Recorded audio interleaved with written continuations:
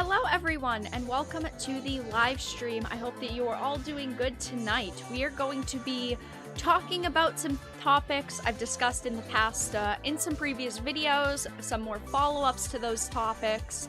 We're going to talk about some interesting gaming news like the Game Gear Micro, which was announced, which is a complete joke. We're going to talk about The Last of Us Part 2 and some more reviews that I've seen, because there's a lot of websites like Kotaku and Polygon, which we would assume would give The Last of Us Part 2 amazing and great reviews, just because it does push a narrative that they like to push. But on the contrary, they actually disliked the game. And yes, some of the reasons why they disliked the game I personally don't agree with. I don't think that those are good enough reasons, but we're going to discuss that. We're also going to talk about some rumors that have been circulating about Captain Kirk. Now, I am a huge fan of Captain Kirk. Kirk is my favorite captain, for very obvious reasons, probably. And there are some rumors circulating that they plan to change his sexuality, which was always a very big part of Kirk, I feel. He was always a womanizer. He was always a dick. He was always very, into thy women. And, oh no. And apparently they're thinking about changing his sexuality, which doesn't make me a happy camper, that's for sure. And then, like I had said, we're going to talk about the Game Gear Micro, which was announced, that I think is a complete joke. I have no confidence in this product.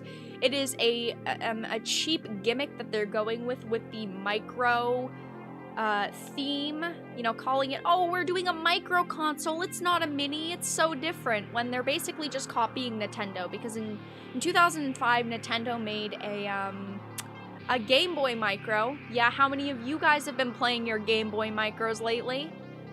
I bet none of you. So those are the topics for tonight, but before we get into them, welcome to the live stream, everyone. I hope that you are doing good. Guys, we're communicating. I thought that the world was being DDoSed. If you all don't know currently, basically all large telecommunication companies are being DDoSed. Oh boy. If you try to make a phone call right now, I bet you all $5 you can't call anyone. If you try to call your mom or your best friend, you can't get through, which is very interesting. And I know that internet service providers have been having some problems too. There's been some problems with some internet companies, so hopefully the stream stays up. Hopefully YouTube has no problems. I know that Twitch has been having a lot of problems. YouTube has been having some problems. Throw me $1 for your last donation. I'm kidding. But yeah, that's what's been going on today, which is very fun and exciting. I mean, are we really surprised? Are we really that surprised? I'm personally not very surprised by this news, but maybe you guys are. Maybe you guys are. You gonna back that bet, Vera? I'll send you $1, yeah. I'll send you $1.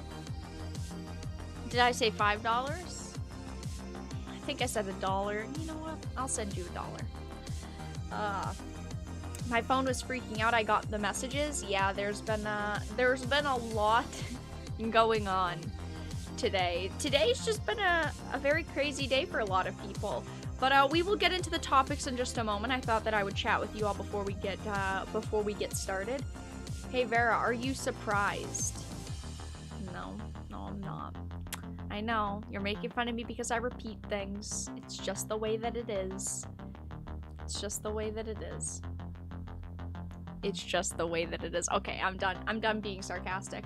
I got like 15 texts all at once, all saying the same damn thing. Wow. I didn't receive like 15 text messages from my phone company saying there's a problem. A rebate on my Patreon donation, a whole $1. I know, whole $1. My grandma is on the phone right now. Interesting. I'm just waiting to get started on the topics, just to make sure everyone that wants to be in here is in here. I was trying to get my wife irritated. Don't mind me. I'm so sorry, wife. I know. Drewby is so mean. He is so mean. What's this movie? I was looking. Oh no, the ads have got me. I was about to start on the first topic and I see an ad for a movie that has Kevin Bacon and Amanda Seyfried in it. You should have left. The house finds you. You know what? It's Blumhouse. Honestly, I'm sick of Blumhouse. Is it Blumhouse? Blumhouse? I'm sick of them. They make awful movies. They've made like 2 good movies, okay? Let me look it up. I mean, Fantasy Island, it was bad. It was bad. I'm gonna be honest. I wanted it to be good. Paranormal Activity, I mean, okay. Alright, you can have the first one.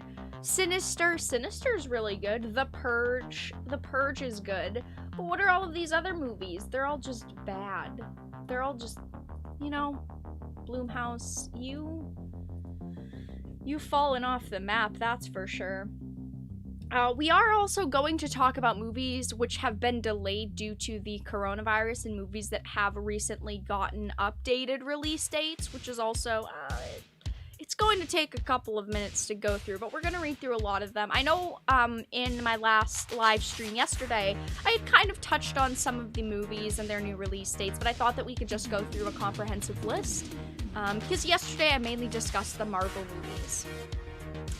Alright, so let us start on the first topic, everyone, which we are going to start with AMC.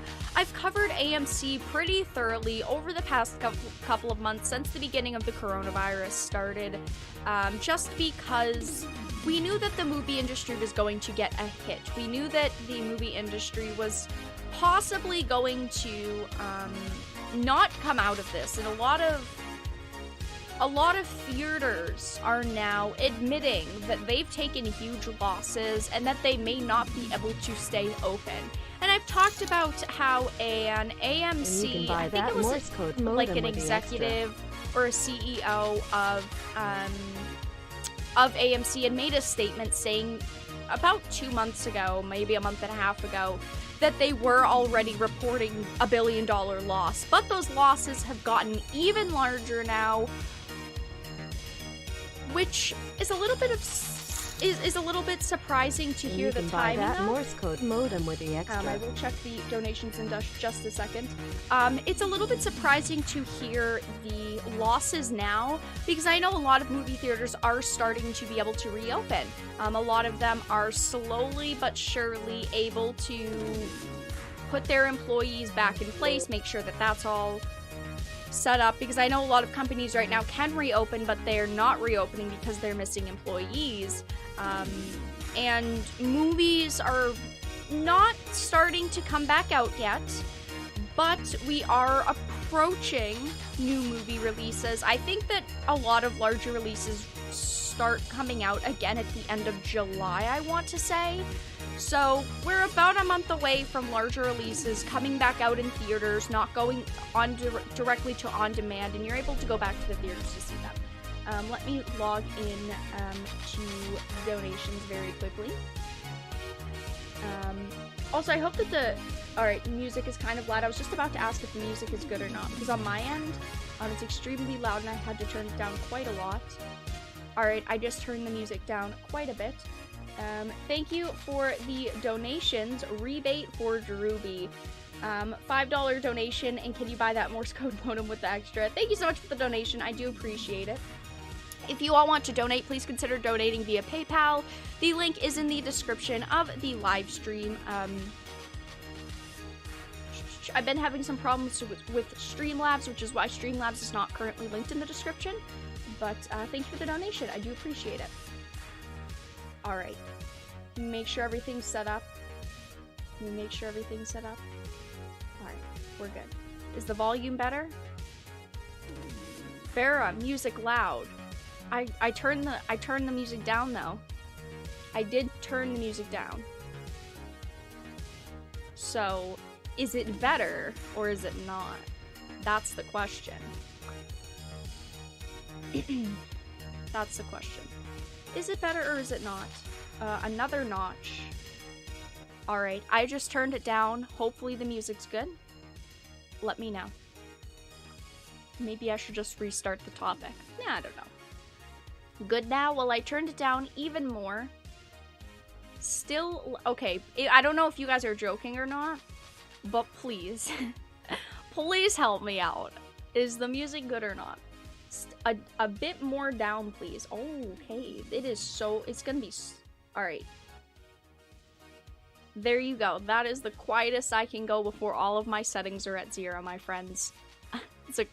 It's the lowest I can go. Alright, you guys, we are going to get started on the topics. So, as I had said, the intro to this topic, AMC Theaters reports $2.2 billion loss and aims to fully reopen in July. Let me make, okay, we can do that. Alright, there we go. Alright. AMC Theaters reports $2.2 billion loss, aims to fully reopen in July. AMC Entertainment reported a whopping $2.2 billion loss in the first quarter on Tuesday, the result of the global theatrical shutdown caused by COVID-19. In a statement, the company said it is focused on its... Now you guys are saying you can't hear the music? Oh no. I'm going to leave it. I'm going to leave it, it's fine. In a statement, the company said that it's focused on its liquidity. Big words. As it looks to fully reopen worldwide in July. Last week, the company said in filings that there were bankruptcy concerns, noting that substantial doubt exists about its ability to be a going concern. These are truly unprecedented times, the CEO said in a statement. We are confident we are taking the necessary steps on a broad array of fronts to ensure that AMC's future success as we navigate through these turbulent and uncertain times. This doesn't sound very good. Now, I know that a lot of us in this live stream don't usually go to the movie theaters. I feel like the mass majority of people in my audience say that they will go if there is a movie that they truly want to see, but a lot of us don't just go to the movies once a weekend or twice a weekend to just go and see what's playing in theaters.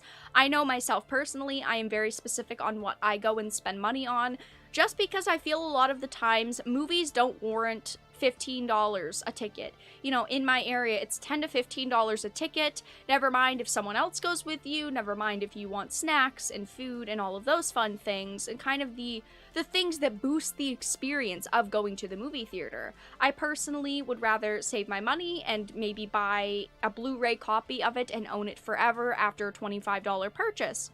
So I know that a lot of people are the same way. And when it comes to a situation like this, it's very difficult. Because on one hand, while I don't support movie theaters a lot, that doesn't necessarily mean that I want them to fail. I say this a lot about video games. Just because I don't support something doesn't mean that I want it to fail, because the movie theaters are kind of a staple experience, I feel, in most people's lives. You have good experiences going to the movies, seeing new franchises, just having a lot of fun experiences is the easiest way to say it. But it sounds like AMC, which is one of the largest theater chains in the world, could possibly be facing bankruptcy. Now, this isn't confirmed, as they say it's just a concern, but it could lead to them actually filing bankruptcy or them closing a mass amount of theaters. In an earnings call with analysts shortly after numbers were disclosed, he downplayed suggestions that the company might be forced to contend with a cash crunch. In the end, AMC will both succeed and prosper. The earnings report reflected the unprecedented disruption caused by the coronavirus closures. The losses included $1.85 billion in impairment charges, and in the prior year quarter, AMC suffered a loss of $130 million.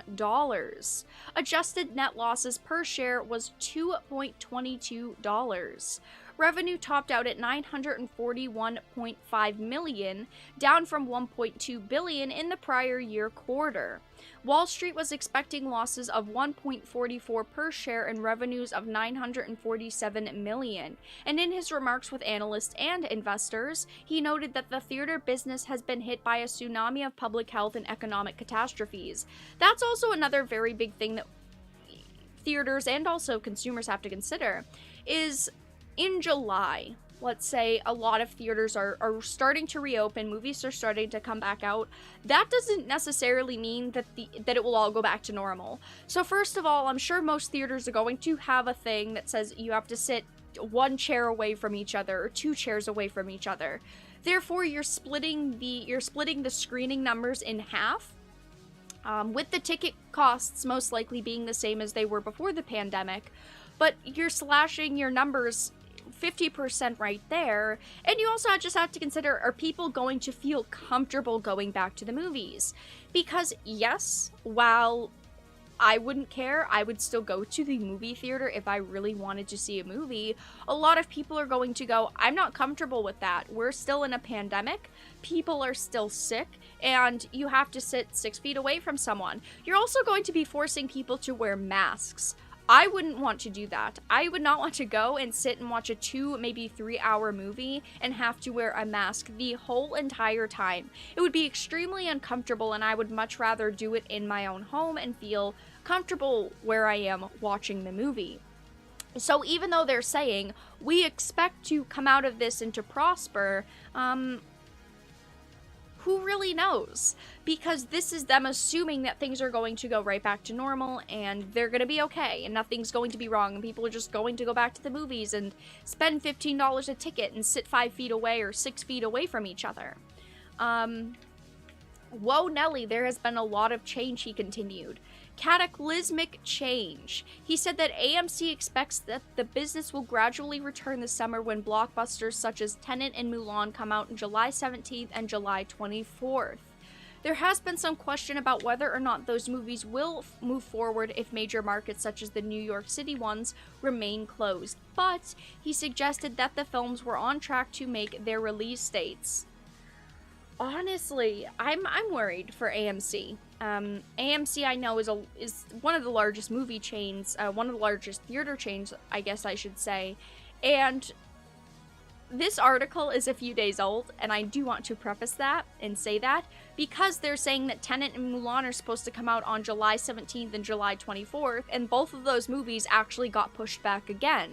Their pushback dates weren't very large, they were only by maybe a week or 2, but they still got pushed back again.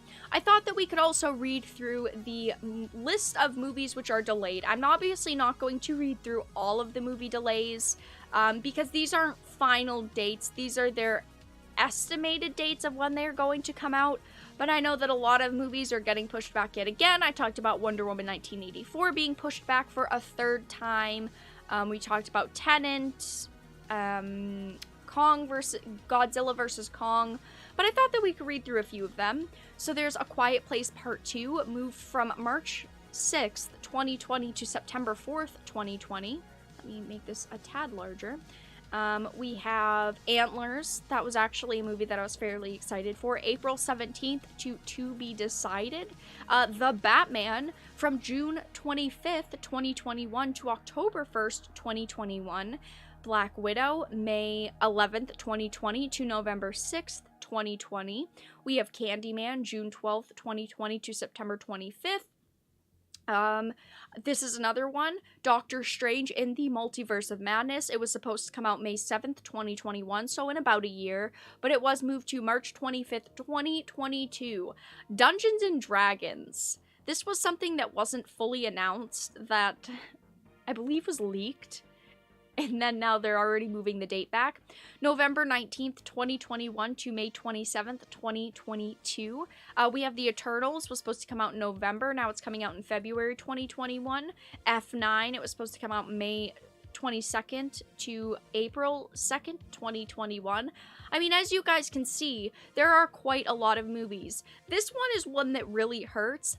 Ghostbusters Afterlife was supposed to release July 10th, 2020, and now it's moved to March 5th, 2021. That was a movie that I was extremely excited for. I know that I was anticipating it highly. I thought that that was possibly going to be the movie of the year, but Godzilla vs. Kong as well, November 20th to May 21st, 2021. As you guys can see, a lot of these movies were unfortunately moved. The dates were moved, which is, it's not very surprising with the situation that the world is currently in, obviously. With the situation the world is currently in, I'm obviously, like many other people, not very concerned with going to the movie theater and going to see new movies. A lot of us could just pre-order them on demand and watch them from our TVs at home. But it would be nice to be able to go back to the movie theaters, and I don't want these huge movie chains just to close. These theaters are very important, and let's say for a moment that movie theaters went away completely. Imagine if the theater market died and people weren't going to the theaters anymore. The way that movies are distributed would be very completely different. We wouldn't see these big box office numbers anymore in the scale of how movies, if they're successful or not, that scope would be completely changed. It wouldn't be just as easy as, oh yes, this movie made, you know, $20 billion in the box office and it's the best-selling movie of all time. We would have to judge by many other metrics. So in the end, that's all we know right now is AMC is reporting billions of dollars in losses, which is unfortunate for the market. I do appreciate movie theaters, and hopefully they get back to normal soon. Hopefully everything goes okay, and hopefully just they succeed. I guess that's all that I can say. I do want to stay positive in this situation. AMC isn't the only movie theater chain, but they are one of the largest, like I said. So that's all that I had to discuss with that. Those are the movies that are being delayed, obviously because of the coronavirus, and those are the losses that AMC is reporting currently. Those are some big numbers. Those are definitely some big numbers. Oh well, I don't care. Well, that's unfortunate. I think that people, if you watch movies and you care about the industry at all, I definitely think that you should care. It's a very important thing. I mean, if movie theaters went away, things would be completely different. Distribution, success, I mean, whew, it would be quite a large change for the industry as we know it. I was excited for Ghostbusters. I wanted to see it in theaters. That is a movie that I will support in theaters. Hopefully it's not a 2016 again. That would be great. Ken, there are some rumors about Kirk's sexuality, which we are going to talk about. I think that I'm going to discuss The Last of Us Part 2 first, and then we will go into Kirk and that fun situation. It's not a very fun situation. They're rumors, but they're very, very interesting rumors, I suppose that you could say. Damn, I want Ghostbusters. I personally really want Ghostbusters too. I'm personally pretty excited for it. I'm definitely looking forward to it. Let me just play with this real quick. There we go. Okay. All right. Let us move on to the next topic at hand, which I do want to discuss. Ooh, it's an interesting one. It's The Last of Us Part 2. There's been a lot going on with The Last of Us Part 2. One moment, my friends. Thank you so much for the $5 donation. I do appreciate it. You said the music is way too loud. Oh no. You guys are problem is that you guys always say that the music's too loud. I could have the music off and you all would be like, the music, Vera, it's way too loud. I know your tricks. Everyone, I know your tricks. I'm cautiously optimistic about Ghostbusters. That's a good way to put it. This will be The Last of Us. Yeah, definitely will be. Yeah, that's for sure. That's for sure. So, I have talked about a lot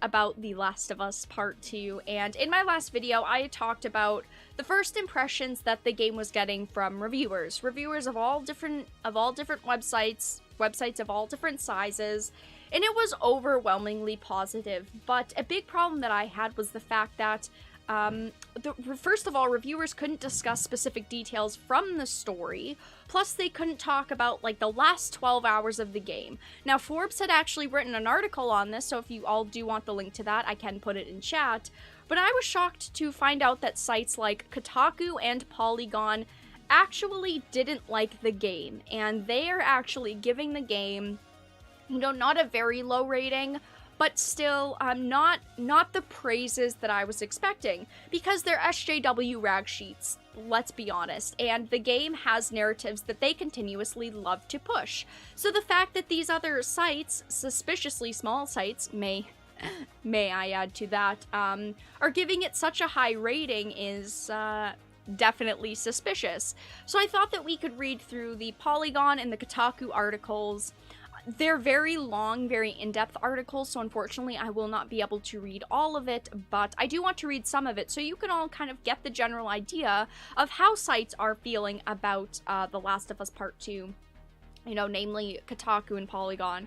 I was shocked to read that they weren't giving it these high and mighty praises. They're saying it's an okay game, but they're not saying it's the best game they've ever played, which, wow. I'm surprised, honestly. I will zoom this in a tiny bit. There we go. That's a little bit better. Okay. So we'll start off with the Polygon article, and I'll read through a little bit of it. The Last of Us Part 2 review. We're better than this. Did you know that murder is wrong? I just want to say that throughout these articles, they do say reasons as to why they don't like the game. I know in both of them, they do highlight the fact that the game has a lot of violence and a lot of gore, and that's why they don't like it. I don't necessarily agree with those viewpoints. I don't necessarily agree with everything that they're saying in these articles, but they're still saying that the game isn't great. The Last of Us Part 2 depicts the future, yet it fails to escape its own past. The sequel feels like a time capsule from 2013, the year the first game was released in real life, and the year of the fictional in-game zombie outbreak. The Last of Us Part 2 seems doomed to walk in a well-worn circle, unable to break out from the ever-thickening carapace forming along its skin, just like the victims of the fungus that you fight throughout the game. That is the game's central problem, and what makes so much of it such a challenge to get through. This is a story about characters who seem unable to learn or grow, and more specifically, unable to consider the humanity of the people they kill. If you already think violence isn't the answer to many of the world's problems, the repeated lesson that killing is bad makes the game almost maddening. I don't think any problem empathizing with people who I'm still asked to kill in video games. The Last of Us Part 2 must think I'll struggle with it, though, since it doles out all sorts of reasons why I should feel regret about the murder spree its characters have embarked upon. But the game's larger problem is that the characters themselves don't ever seem able to catch up with me. What's worse is that the characterizations of Ellie make it seem like she should also understand this part of the journey. I keep expecting her to grow and turn away from a life of constant violence, but she never picks up the obvious nature of the game that she's in, even as the designers beat you over the head with the very simple lesson about the value of human life. It's just the way that they wrote the character. I understand what the author of this article is saying, like, after she's seen so much violence and she's lost so much due to this violence, you would think that maybe she would change a little bit, maybe she would act very differently, maybe her mindset would be different. That is one thing that I wish The Last of Us had. Now, even the first one, I wish that you had more choices. I personally like games that give you choices. You can be good, and you can make the choice to say, fuck the violence. I've dealt with enough violence. I've lost enough loved ones because of this. Or you have the choice to be brutal and to kill people and to feel vengeance all the time and to and to never feel that regret. And that was something that I feel The Last of Us 1 did lack on. It's a very linear story, which I understand they wanted to go with. Not every game is going to allow you choices. Not every game, though, should be linear. And I feel like this maybe is a series that could benefit from not being as linear. I already read that part. Part 2 is a game not about rising above revenge or violent urges in general. It's filled with characters dedicated to never seeing the bigger picture beyond themselves. I just want to say something from an outsider looking in on a video game. It's very easy to pick apart what the characters are doing. It's very easy to say, oh, this character didn't see obvious things. They didn't see obvious characterizations in other characters. They didn't make the good choices that are being slapped in your face, but you're also experiencing it from a story point of view. If you're supposed to be the character, it's not a story to you, it's your life, it's just what you're doing. So it's easy to just pick out these little details that the characters are going through, that you see, but maybe the character themselves didn't see. It's kind of like that this writer didn't want to view it as a video game, but they kind of wanted to view it as, like, their own experience in a way. Or maybe it should be maybe I should say it the other way around, that they didn't view it as the character's own experience, but viewed it as a video game where they should have better choices. But although the game's backdrop is a global pandemic, and although it reaches forward the idea of larger injustices by depicting two warring human factions, the cult of the Seraphites and the militaristic Washington Liberal Front, it is really just a story about a teen girl, her damage, and her apparent belief that the only way to get over the trauma is murder. A lot of murder. As you can tell, a lot of this article rags on the fact that it is a very violent game. They go on to continue with, and so Joel murders everyone in the hospital and saves the unconscious and unaware Ellie, with whom he's formed an unshakable paternal bond with. If you don't want The Last of Us Part 1 spoilers, maybe this isn't the best part to be listening to. I guess I should have given that content warning. But they do go into kind of Joel's mindset and how Joel sees the world. And they also do talk, like it said, about how Ellie views the world. But it does say that Part 2 puts us into Ellie's shoes. Finally, she has the chance to make decisions for herself, and will perhaps even learn the truth about what happened at that hospital. That would present another interesting, challenging question for anyone. How do you live knowing that your life was bought by dooming the world? How do you have a healthy, mutually supportive relationship with the man who murdered innocent people just to save you? And is there a way to do so that doesn't involve going on your very own murdering spree? They continue to say that their overall thoughts on the game, or this at least, that it's an outdated way to criticize the violence of games and now the complicity of those who play them. Remember 2013? That was the year after Hotline Miami came out. They go on to talk about Spec Ops The Line, BioShock Infinite, and The Last of Us. The Last of Us Part 2 even includes a Hotline Miami reference, so the writers were clearly aware of what they were doing here. This whole article is based on the fact that it's murder, murder, murder. The game is very bloody and gory, which I don't agree with. I think that it's perfectly fine for a game to have a lot of harsh themes like that. But this is why they didn't like the game. They didn't give this game a good rating because it shared the narratives that they usually push. The ending of their article does say, though, playing The Last of Us Part 2, a game that supposes that humans will enact violence upon one another to their dying breaths, is a very strange thing in 2020. Naughty Dog created a world in which people across America react to a massive structural crisis by dividing and disconnecting from others, rather than uniting together to demand something better, not just for themselves, but for most of the marginalized people in their communities. I see a widespread level of selflessness and an intense care for the preservation of human life in real 2020. The Last of Us Part 2 depicts individual people who are instead ruthless, capable, yet self-absorbed, and whose perception of violence is limited to how it affects them and their chosen family members. They are almost unbelievably unable to see the bigger picture. Part 2 ends up feeling needlessly bleak at a time when a nihilistic worldview has perhaps never been less attractive. Its characters are surviving, but they're not learning, and they're certainly not making anything bigger. So as you can see, they really didn't like this game. The author of this article maybe shouldn't have been the one to play this game. If Maddie Myers here, nothing against the writer, but if Maddie Myers doesn't like these type of games, maybe you should have 2 people write reviews or 3 people write reviews. But as you can see, Polygon's official review of the game wasn't very positive, and neither was Kotaku's. Kotaku's was, I don't want to say even more surprising, but I feel like I was more surprised that Kotaku wasn't praising this game as the godsend from up above. Before we read this one though, I'm just going to refresh my dashboard very quickly. Okay, we're good. Everything in The Last of Us Part 2 takes work. Every weapon reload, killing blow, and crafted item takes time and button presses. At times, the game is painfully slow. Even in the most action-packed sections, you put in effort to move things forward.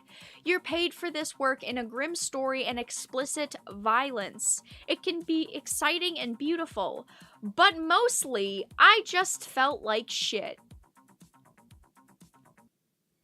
What an opening statement. Literally. What a fucking opening statement.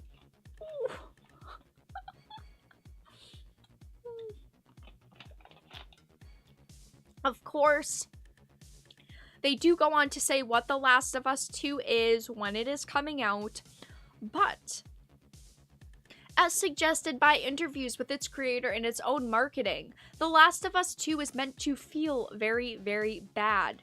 Director Neil Druckmann has touted the game, as he described in one video, a commentary about the cycle of violence, and a game that asks philosophical questions about revenge and consequences.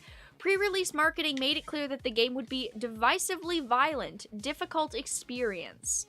Going in, I wasn't sure I wanted a game that asked me about the consequences of my actions, since I live in a world where we find out ourselves in now, where I'm hyper aware of the fact that a careless cough in the grocery store could kill someone I've never met. They also put a little bit of real-world social commentary in this review, which does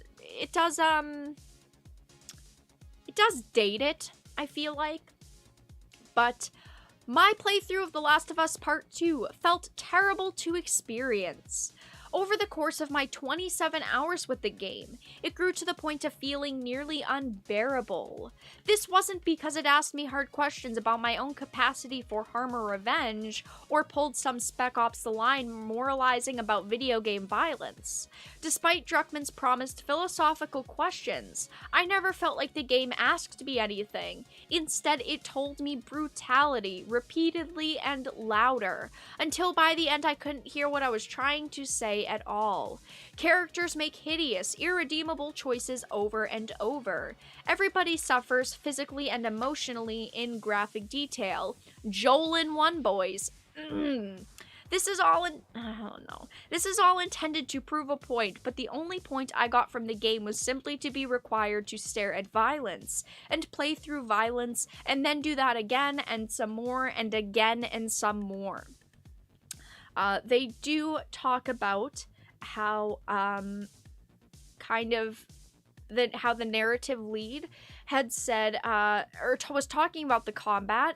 So much of what we're trying to do is create empathy for others. We make this enemy, and then how do we make you feel for them? But the game's story has so much violence, so much suffering that plays out over multi-stage quests and long cutscenes and effortful quick-time events that I lost the ability to care about these everyday acts of carnage or whether I could have avoided them.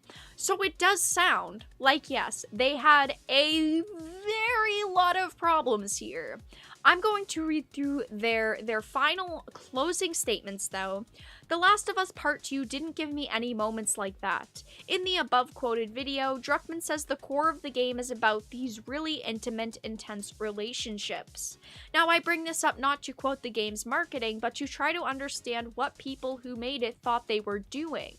The story I experienced was about relationships only insofar as characters did things to each other. I didn't learn anything about what it means to be human, or what we're capable of, or what we're hurting, or what can happen when we want to hurt others. The way Joel hurt Ellie in The Last of Us felt relatable to me. Even if the fate of humanity has never hung in the balance, I know how it feels to make a desperate, selfish choice to hang on to someone you love. The Last of Us Part 2's amount of cruelty and violence ultimately overwhelmed any chance of that relatability here. It's difficult to talk about all of this a week before most of you reading this can play the game yourself. In a recent piece, Druckmann is quoted saying there were people at Naughty Dog, a minority of them, that were just stuck on how violent the game was and how dark and quite cynical it is about mankind. That even the people who made the game are divided about it is a clear sign that players are going to have radically different experiences. The first game's story was polarizing. This one's will clearly be as well. So it just sounds like they simply didn't like it, which is perfectly fine. I just want to say that it's fine for reviewers and people to have different opinions on the story. But like I had said at the beginning of all of this, it's very interesting that all of the smaller news outlets are giving this game huge 100% ratings. Now, sites like Kotaku and Polygon aren't afraid to give games negative reviews. I mean, obviously they did here, and they're not afraid to in general. But honestly, I wonder if these smaller sites that are giving the game 99%, 98%, 100%, that are giving the game such positive reviews are afraid that if they gave it a negative review that they would be blacklisted from the industry, and that they would no longer get review copies of the game. I mean, I myself know how expensive games can be when you're showing them off to an audience, but that doesn't mean that anyone should be untruthful about their honest thoughts on a game. But we obviously don't know if any of the smaller sites were being untruthful, and I definitely don't want to accuse any of them of being untruthful because we don't know.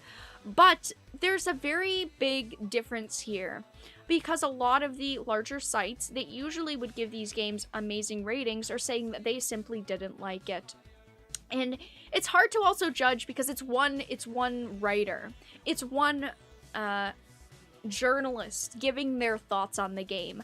I'm personally someone that would love to see 2 or 3 different people from a website review the game, and so you can see that all of their different experiences.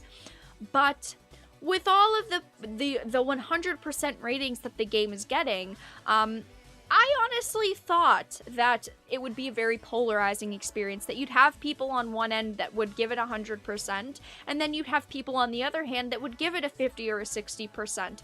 And from these reviews from Kotaku and Polygon, they don't give numbers, but it sounds like their reviews would be like 40s, 50s, or 60s, which, I expected a lot of. I'll be fair. I think that this is going to be a very polarizing experience, and you're going to love it or you're going to hate it. Again, I don't think that it's bad that the game is very violent and very gory. I haven't played it, so I can't judge it, but I'm not someone that's fazed by that, and I expected that going into The Last of Us Part 2, but that's all that I really had to talk about with The Last of Us Part 2. Very interesting opinions here over the next couple of days. If there are any very blatantly out there opinions from larger companies like Kotaku or Polygon that are saying that the game is bad, I definitely will share them in Discord. I will post them on Twitter. Maybe I'll make another video or a live stream on it to discuss them, but those are the initial thoughts right now. The game is still getting pretty positive reviews from early reviewers.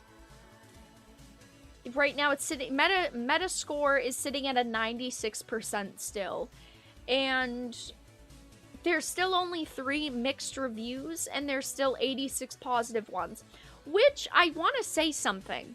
I want to point something out. That Metacritic, there's been no new reviews. I made a video 3 or 4 days ago discussing The Last of Us Part 2 reviews. There has been no new reviews put up on Metacritic. I doubt that only 89 people or 89 websites got review copies. I bet hundreds got review copies. I'm just curious as to why in 4 days, when we're 3 days away from the release, the Metacritic number hasn't gone up because they aren't adding any new critic reviews. I find that a little bit suspicious. Just a little bit suspicious. Let me check. I know that, GameSpot gave it a pretty good review. GameSpot gave it like a 7 out of 10, which is pretty good. They said that it's too long, which is something else I was kind of worried about when it came to the game. I thought that maybe it would be too long. You know, they're saying it's like 27 to 30 hours. That's pretty long for a game.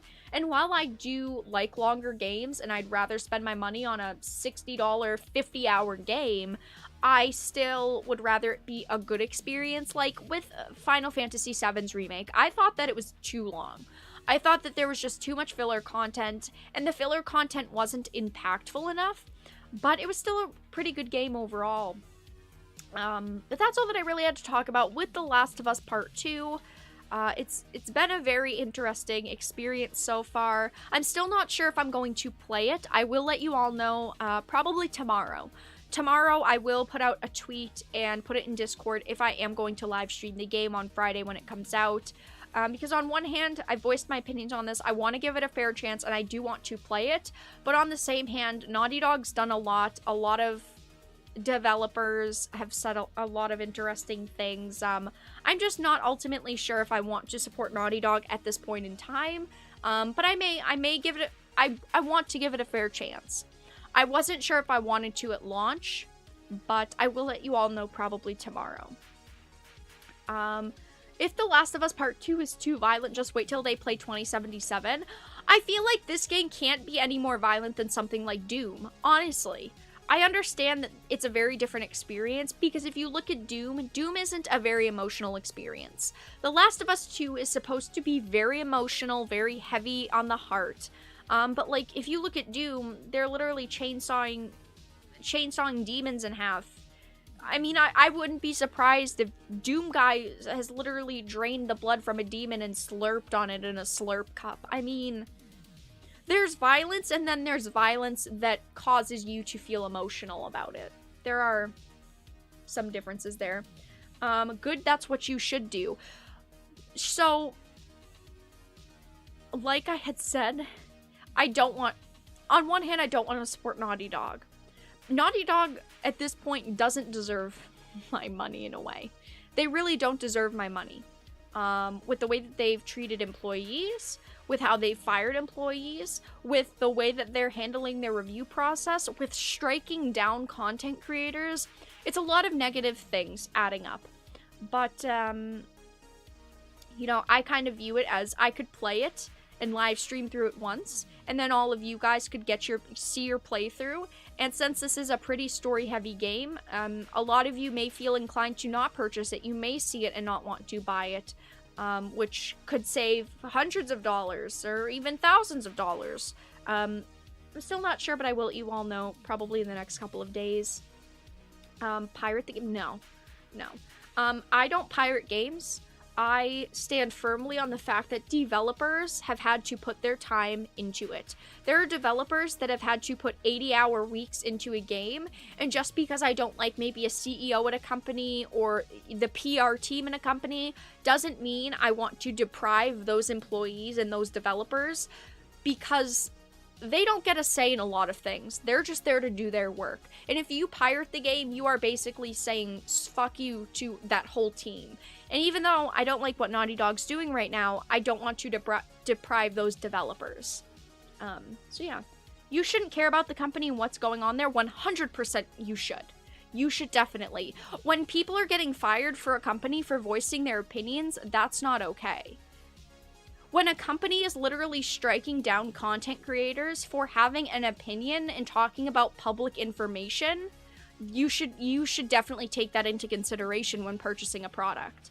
I would 100% agree with you, Mr. Cutesy. It's perfectly fine that you have that opinion, but I 100% disagree. I think that you should care about what the company does and how they act and how they treat, most of all, you as a consumer. Barrel will 100% love it. All Canadians do. Well, luckily for me, I'm not a Canadian. Vera isn't a teenager. She doesn't need to pirate games. I want to support developers. It's not that hard to understand. Just look out because I'm really critical on reviews and games. Yeah, definitely. That's why I want to give it a chance myself, is because I'm a very critical person, as you all know. You all probably already know my opinions on most things and how I treat situations and games and companies.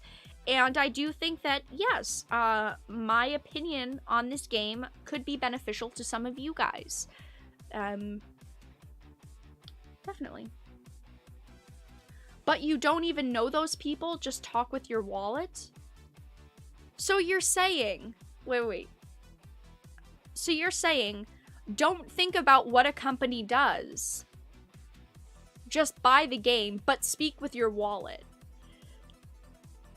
Okay, that doesn't make a whole lot of sense. DRM is the #1 cause of piracy. True. How does Vera sound or come off Canadian? I'm not sure. I'm not sure.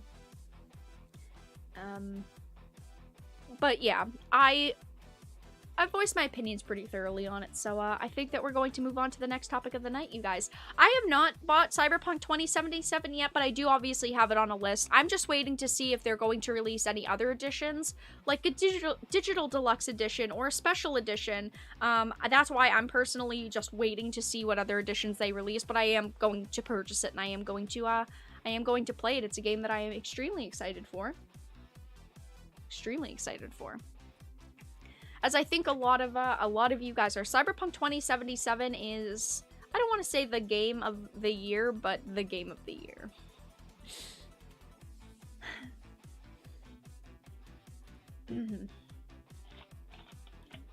Oh boy.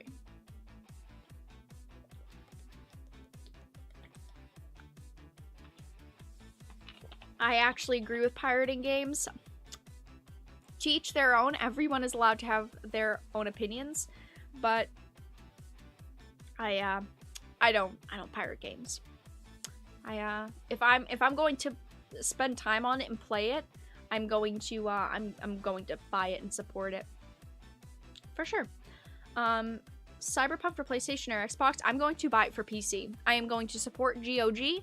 I'm going to buy it straight from GOG, so 100% of the proceeds will go to them.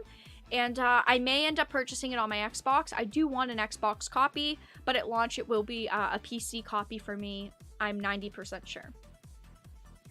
I want my edition autographed to Rez. Do you have any hookups? Alright, you guys, we are going to move on to the next topic, which is a nice old Star Trek rumor. I love Star Trek, like many of you in chat I'm sure do. If you like Star Trek, put a 1 in chat. And I'll be honest, Captain Kirk, he's my captain.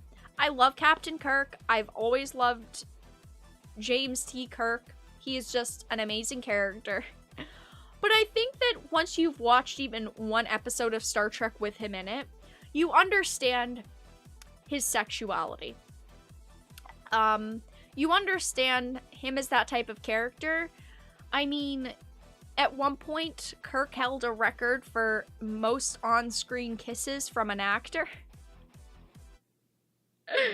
Which he doesn't hold anymore, I don't think. But he did at one point. But there is a rumor currently going on. That is very, very I don't want to say disappointing, but it is disappointing. Star Trek Strange New Worlds to change Captain Kirk's sexuality. Rumor. I just want to say that this is not a fact. We do not know 100% that this is going to happen, but there is a rumor. The Captain Kirk's changed. He's a changed man. A new rumor details that Alex Kurtzman and Viacom CBS will retcon the sexuality of Captain James T. Kirk in their newly announced Star Trek show. Oh no. Oh no. No. Retconning his sexuality.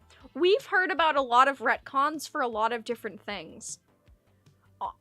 I was trying to think if there's been any retcons of sexuality of characters, and I can't think of any. I can't think of any sexuality retcons until now. Star Trek recently announced that Star Trek Strange New Worlds in May, indicating it would be a spin-off of Star Trek Discovery focused on the adventures of Anson Mount's Captain Christopher Pike, Rebecca Ramon's Number One, and Ethan Peck's Spock. When I initially heard this, I thought it sounded very cool. I was pretty excited for it. I think that these actors have played these characters well. I mean, Anson Mount's Pike was great. But the series is expected to follow Pike and his comrades in the decade before he boards the USS Enterprise. The writer detailed the show will combine episodic and serialized storytelling and will be going back to classical Trek values. This is why I was most excited for it. We have good actors, we have good characters, and that sounds amazing. Going back to classical Trek just sounds so good. So good. And I guess you are right, Rhett. J.K. Rowling did retcon. She retconned Dumbledore. Actually, I don't think she retconned it because it was never really brought up in the movies or the books, I don't think. I don't think it was technically a retcon, but actually it might have been. So that's probably one of the few times. He explained, "We're going to try to harken back some classical Trek values to be optimistic and to be more episodic." Again, classical Trek values sounds amazing. Oh my gosh, can we just take a moment to appreciate Anson Mount as Captain Pike? Can we just take a second to just appreciate this? The fangirl in me. Iceman was retconned. Oh, yeah. The SpongeBob thing. It wasn't really. It was more of a virtue signal. Captain Kirk is not Jack Harkness. Harkness wants to bang everything. Kirk just goes for the hot ladies of every color, including green. True. He went on to explain how the show will embrace episodic storytelling. Obviously, we will take advantage of the serialized nature of characters and story building, but I think our plots will be more closed-ended than you've seen in Discovery or Picard. Picard. Man, Picard. While Goldsmith indicated the show would embrace more classical Trek values, a new rumor details Goldsmith and the company are tossing around the idea that includes James T. Kirk in the show, as well as making him bisexual. The rumor comes from the scooper David Rickman, who wrote on Twitter, "Heard they are toying with the idea of making Kirk bi in the new series." I'm just going to say it. I don't care if a character is LGBTQ, that doesn't matter to me. What matters to me is them changing the existing lore and the existing canon of a character. That's what matters to me. You can write as many new characters as you want, and you can make them bisexual, straight, you can make them any LGBTQ, you can make them anything you want. That's perfectly fine. But we are talking about a pre-existing character here, and a pre-existing character that is a very important one to the universe that you have in front of you. If Goldsman and company do intend to pursue this, it wouldn't be too surprising and follow Star Trek's retconning of Sulu into a gay man in director Justin Lin and writer Simon Pegg's Star Trek Beyond film. Sulu is shown in a relationship with another man and having a daughter. Simon Pegg explained that the decision on a radio show, he stated, and that was us as well. Why don't we change his sexual orientation? Because that would be a good thing to do with the character we already know. He's already prejudged. Introducing a character because of their sexuality felt a little bit too pandering. And then, to have them set up and you can say, oh, hey, by the way, I'm gay. And it's like, well, why? He continued, we thought it would be interesting to have a character who you already knew, as often is the case when society actually feels. Who feel they can't come forward and be honest about themselves. You might know someone for a few years and say, oh, by the way, there's this as well, and we thought that was good. Actor George Takei, who played the original Sulu in Star Trek, the original series, opposed making him gay. He told The Hollywood Reporter, "I'm delighted that there's a gay character. Unfortunately, it's a twisting of Gene's creations, to which he put in so much thought, and I really think that's unfortunate." Takai even detailed that he attempted to get Cho and Peg to make a new character gay rather than Sulu. He stated, "I told him be imaginative and create a character who has a history of being gay rather than Sulu, who had been straight all this time, suddenly being revealed as being closeted." I actually agree with George Takai here. I think that it's so much better if you just create a character. You can have a new character that is LGBTQ, and that is great. I will support it. But just changing characters willy-nilly because you feel like it is completely different. It is completely different to make Sulu gay or to make Kirk bi. It changes also your viewpoint on those classic series that you watched maybe when you were younger, 20 years ago, 10 years ago, whenever you watched them for the first time. It completely changes your viewpoint on the character. He added, "I said this movie is going to be coming out on the 50th anniversary of Star Trek, the 50th anniversary of paying tribute to Gene Roddenberry, the man whose vision it was carried through us half a century. Honor him and create a new character," I urged them. He left me feeling like that was going to happen. I think that the 50th anniversary is a very interesting time for them to come out and say all of these things, for them to change all of these characters and how they are. But the article ends off with, "This latest rumor about Kirk comes following the rumor in May that CBS was looking to cast a young James T. Kirk and was in fact in the process of doing so. The biggest issue with both rumors is the timeline. According to Memory Alpha, Kirk assumed command of the Enterprise in 2265. In fact, he didn't enter Starfleet Academy until 2252. Captain Pike took over the control of the Enterprise in 2250. Kirk would be a teenager in the decade before Pike commanded the Enterprise. If Kirk was going to show up in the show, more than likely would be when he's still on Sarsis. What do you think of this rumor? Is it possible? If it does turn out to be true, how could you feel about seeing the CBS retconning Captain Kirk's sexuality?"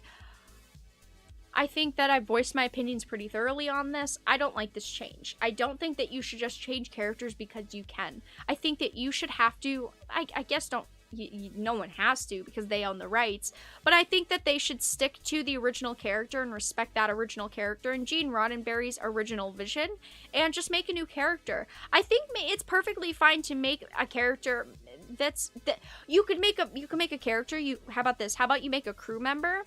How about you make a crewmate that's like slightly interested in Kirk? That's a man, so he, maybe is a gay character.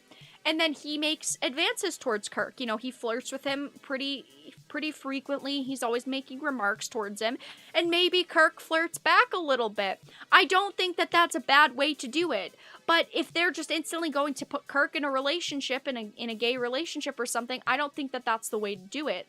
If maybe they just had a character that's an established gay character, but you also have him flirting with Kirk or other male crewmates, I think that would be the way to go. But that's all that we know right now. It is a rumor, so please keep this in the back of your head. Take it with a grain of salt, but it is interesting to hear that they may be changing Kirk's sexuality.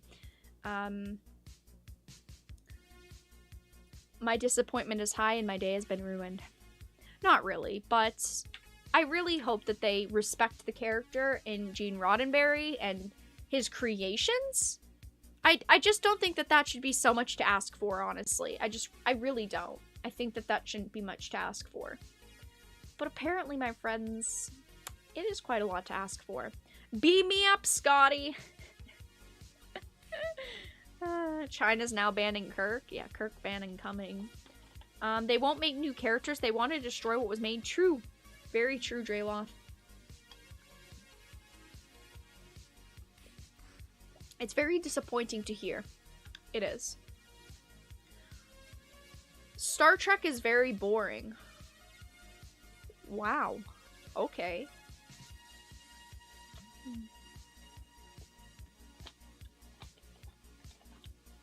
Wow. Rumors equals measuring crowd reaction? I mean, sometimes yes. A lot of the times, yes. Oh boy. Oh boy. So the last topic of the night is going to be one that I thought was a joke. When I first heard that Sega was doing a micro Game Gear, I thought that this was the worst joke I've heard. I told myself this is the worst joke I've heard all year. This is completely unbelievable. This is not real. And then I found out the news that it is real. That it is real. Oh no. I can't. Oh no. These micro Game Gears are the dumbest things I think I've ever seen. I like the concept, but I really don't like the execution.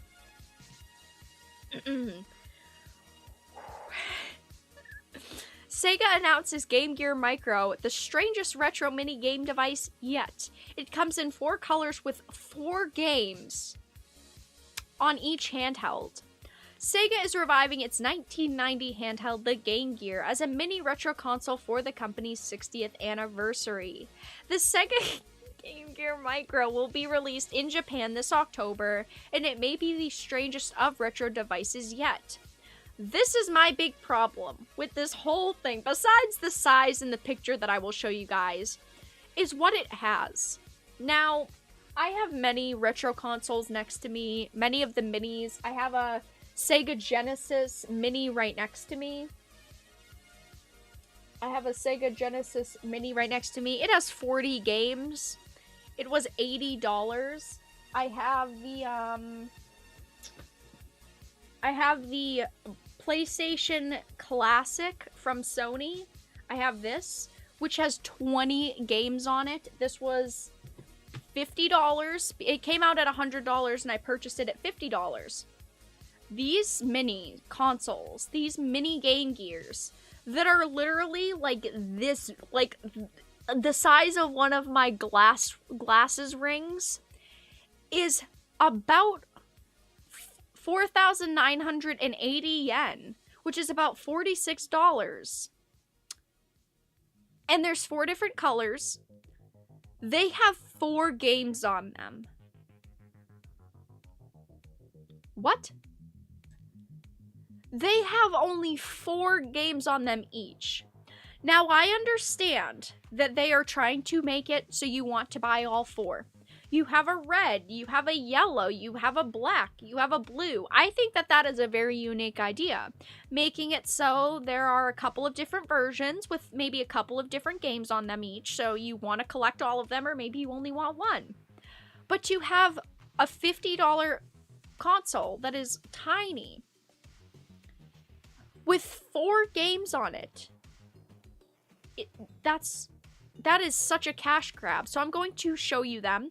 We have the original black, the standard, which has Sonic the Hedgehog, Puyo Puyo 2, Outrun, and Royal Stone. We have the blue one. I don't want to say this one's the best because it's not, but we have Sonic and Tails, Gunstar Heroes, Sylvan Tale, and Baku Baku Animal. We have, this one's probably the best in my opinion. We have the yellow one, which has Shining Force Gaiden, Shining Force Gaiden 2, Shining Force Gaiden Final Conflict, and Nazo Puyo Arlie no Ro. We also have the red one, which has Megami Tensei Gaiden Last Bible, Megami Tensei Gaiden Last Bible Special, my goodness, the GG Shinobi, and Columns.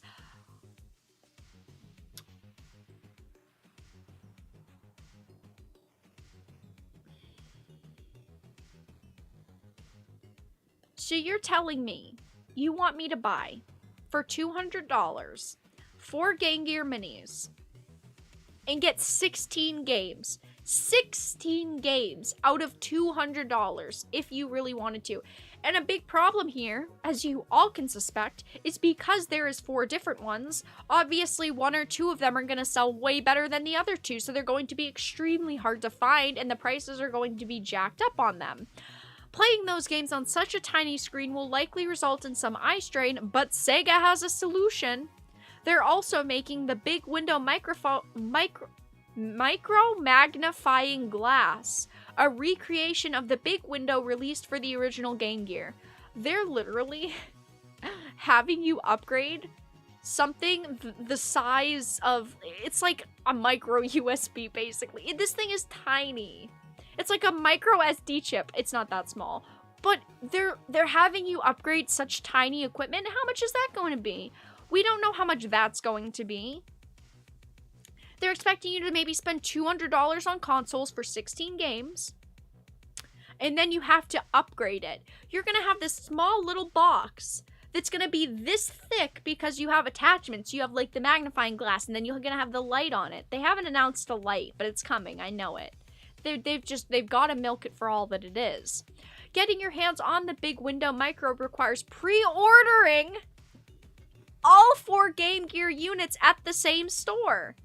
So you literally, they're forcing you behind a paywall. They're saying, if you spend $200, which is, it's like, it goes up to like 17,000 yen, you get this big window. But unless you, but you can't buy it separately, and unless you buy all 4, you don't get the big window.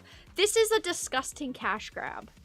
I think it's perfectly fine. If you really want to sell this console, you're going to get ragged on for it. First of all, you're going to receive a lot of negative attention for it, which is fine. That's your choice.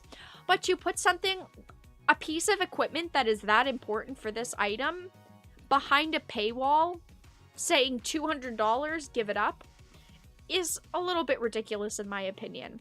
So that's all we know with it right now. But I want to show you another picture of it. Hold on one moment. Game Gear Micro. I really wanted to show you guys the picture of, yeah, okay, this is the picture. These are the pictures. Okay, I'm gonna bring it up. Look at this. Okay. Oh boy. Oh brother. It's okay. You guys can probably see this. Okay, you can. Look at this. This is official promotional material. Look at how small that thing is. Look at the size of that. I'm sorry, but size matters. I'm a female, and I have relatively average-sized female hands, I suppose you could say. This looks so uncomfortable for me, never mind someone that has larger hands. I'm thinking about holding something that small, and my thumbs already hurt. My hands are already cramped. And this thing is still like half a year away at least. I'm not impressed. I think that it would be an awesome idea to make a Game Gear, another Game Gear. I think that it's a neat idea. But this execution is terrible. And also, can I say that they are going with the micro theme? This is not original. I know I saw a lot of people saying, "Oh my goodness, this is so original. Like, I can't believe they're doing a micro. This is just so great." It's not the first time a micro console has been done. I'm just going to say a Nintendo Game Boy Micro came out in 2005. I don't see anyone playing those anymore. Yeah, can we look at the prices of these things because they're collector's editions? Because no one buys them anymore? I mean, $200 because they're rare now. But at the end of the day, the micro idea isn't new, it's not unique, and I'm just not interested in it. I think it's just bad execution, very poor execution, if I'm going to be honest. But that's all that I really had to talk about with tonight's topics. We discussed The Last of Us Part 2, discussed AMC, Star Trek, and the Game Gear Micro. We are coming to the end of the live stream, but I will move into the Q&A portion of the stream, so if you have any questions or topics you want to bring up, now is the time, you guys. Now is the time, and we will chat for a few minutes. I can't believe how small they are. Yeah, so they're even smaller from the dimensions that I've seen. They're even smaller than a, let me look up Kirk. I think it's a, yeah, I think it was, let me see if I can find it. I believe it's a tiny bit smaller than the SNES cartridge. I don't know. Yeah, I don't see the post, but I thought I saw something that said that it was even slightly smaller than a SNES cartridge, which is uncomfortable. I already think that it's uncomfortable and I haven't even played it yet. Can I have a wrench? No. No, I'm sorry. We don't give wrenches out for free around here. But I do appreciate you asking nicely. I'd rather buy a Game Boy Advance than a Game Gear Micro. Fair. Do you have a TurboGrafx 16 Mini? No, I don't yet. I actually have one up on my Amazon wishlist. I do want to pick up the TurboGrafx 16 Mini. It is one of the only minis that I don't own currently. I do hope to get my hands on one, though. I'm also waiting for the Commodore 64 re-release. It's not a mini. I know that they came out with a C64 mini, but I'm waiting for the full-size version that's supposed to be coming out soon. It's out in EU, and I really want one. Like, oh, when there's a purchase link, I'm going to purchase it. Very excited for that. But, yeah, I don't have a 16 mini yet. A Switch controller? Yeah, either way, the micro console is very small and it's very micro. How much do wrenches cost? They're not for sale. They're not for sale. But I appreciate you asking. I'd rather buy a ColecoVision or that $500 a Magnavox than this. I mean, yes, it's only going to be like $200, maybe $300 for all 4 of the Game Gear Micros, but are they worth it? For 16 games, in my opinion, no. I'm very happy I found your channel. I think you're amazing and very entertaining. Well, thank you so much for supporting the channel. I do appreciate it. Thank you, thank you. Alright, you guys, I am going to end the live stream here. Thank you all so much for stopping by. I do very much so appreciate it. If you were not already part of the Discord, please make sure to join it. We are very active there. I will link it in chat for you all, or Rez can. Yeah, the ColecoVision's cool. If you enjoy the channel and want to support more, please consider becoming a Dark Titan via Patreon for just $1 a month. My channel is currently not monetized, so the only money that is going into the channel is through donations through all of you supporters. If you do not already, please consider following me on Twitter. I post there and update you all when new updates to stories are happening. I also let you guys know when I am going live. I do tag you all in Discord when I go live, but I also let you guys know when I post videos. I do not at everyone when I post videos, but I do very often just post them in general and also in the DTE content tab. So make sure to join the Discord. Come and hang out with us there. Thank you all so much for stopping by and have a fantastic night, everybody.